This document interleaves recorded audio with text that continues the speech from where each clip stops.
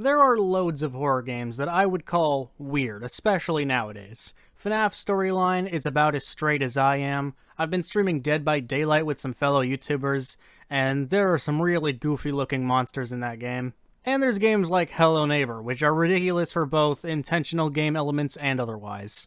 However, recently I found a horror game that is probably the weirdest game I've ever played. I've played those stupid, poorly made Frozen Flash games, but that straight up looks utterly normal in comparison to the shit I'm going to be talking about. I found a game on Gamejolt called Happy Days. The description itself says that it was unfinished, but that does not change the fact that it exists, and its existence is absurdly fascinating. Before I get into the game, I'm just going to make it clear that I'm simply poking fun at this game. This game has some qualities to it that makes it clear that the developer has skills, and this was simply a small, unfinished project. And if I'm being honest, it's fucking fantastic in its own wild way. So Happy Days starts off with a title screen that looks pretty plain and simple. This and the two screenshots on the Gamejolt page gave me the impression that this was going to be one of those horror games where it appears cute and friendly, but has a twist, which isn't entirely incorrect. When you start the game, you're in a colorful tube with some candy and gifts. There's nowhere to go but forward, and when you walk a little forward, a little girl comes out of a hole shaped like a coffin and gives you a pill. Wait, did I hear that right? Oh look! There's a pill! You should take it! Yes, this little girl gives you a pill, and that makes the void ahead of you go from dark black to white. If you keep walking forward after getting your pill, you enter some sort of elevator that elevates you to the next floor, which looks exactly the same. You walk forward, and a little girl once again gives you a pill. The pill opens up the void, you go into the void, and it elevates you to the exact same place. This was a loop. I assumed that if I kept doing it, something would happen, like the game would be really repetitive and then hit me in the face with some scares, but at some point I was just like, why don't I ignore the pill and walk straight into the void? I was under the assumption that you couldn't progress without the pill, but I kept doing the same thing over and over again, so I gave it a try. And it did not disappoint. Walking into the black void brought me to a setting that you're more likely to expect in a traditional horror game. It was a dark hallway with a green light at the end of it. You just walk forward and a really weird doll shoots towards you. It has human fingers for arms, which is just so lovely. You also run into this unicorn head toy, which leads me to believe that the original idea for this game, at least, was meant to take place in some sort of cursed toy factory, and there's more reason to believe this later on. When you reach the green light, you're brought into this weird little room.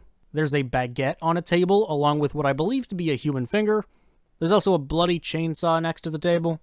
To progress, you go over to this lever that's below this weird goblin monster and pull the lever a few times.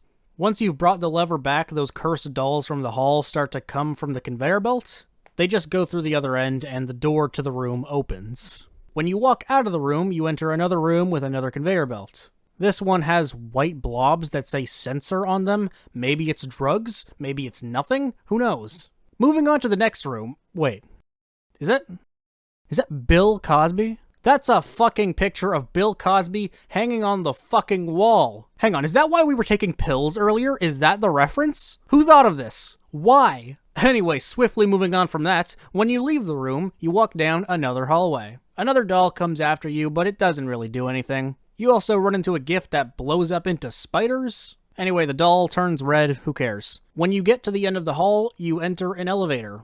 The elevator ride is long and uneventful, but trust me, it's completely worth the wait. When you get to the top, you hear a voice. They say, "Stop! Don't you remember why you're here? Let me show you again." What do you think we're shown? I want you to take a wild guess. We're shown someone searching PewDiePie on YouTube and unsubscribing to his channel. You're brought back to the very beginning for a short second, and the game ends. So yeah, this came out during the whole subscribe to PewDiePie movement, which was 3 years ago. We are all aging so fast. The developer said it was a bad ending, but you know what? Because of the time, this is an S-tier ending. So let's go over what the fuck we just saw. So first of all, why are you being given pills by little girls? Is it actually a connection to the Bill Cosby thing? The ending of this game is rushed nonsense, and a bunch of this game is weird as hell, but this feels so out of place even for the rest of the game. The opening area, although it's still a bit odd, could make sense for some sort of twisted nostalgia theme, and the following areas completely make sense for a horror game. Even the dolls, although the fingers are kinda out of place, look like they belong in a regular horror game. The Bill Cosby picture doesn't fit anything besides the jokey ending, which was a rushed conclusion clearly unrelated to the rest of the game. Moving on from that, let's talk about some stuff I actually liked. The opening area absolutely looks like one of the many horror games that appear clean and friendly, but then shifts into something dark. That is technically what this is, but it's obviously not at all fleshed out. But this style is really solid, and it would have been cool to explore some more settings that match this one. And the more horror-focused areas are also decent. They're not the most original, but once again, if this was developed further, it probably could have been pretty cool. So that's pretty much all I have to say about Happy Days. This unfinished horror game was just so fascinating to me that I had to talk about it. It has elements of a genuinely impressive game, but it also has some of the most bizarre elements I've seen in any game. The ending is an obvious example, but that was a rushed conclusion that was relevant at the time. There are weird pills and dialogue attached to them, there's fucking Bill Cosby, there's dolls with finger arms. This game is just so weird. That's gonna be all for this video. I hope you enjoyed this discussion of this fascinating piece of work. Please hit like and subscribe to show some support, it means a lot. You can follow me on Instagram and Twitter at I'mTheBaddest, or click the links in the description.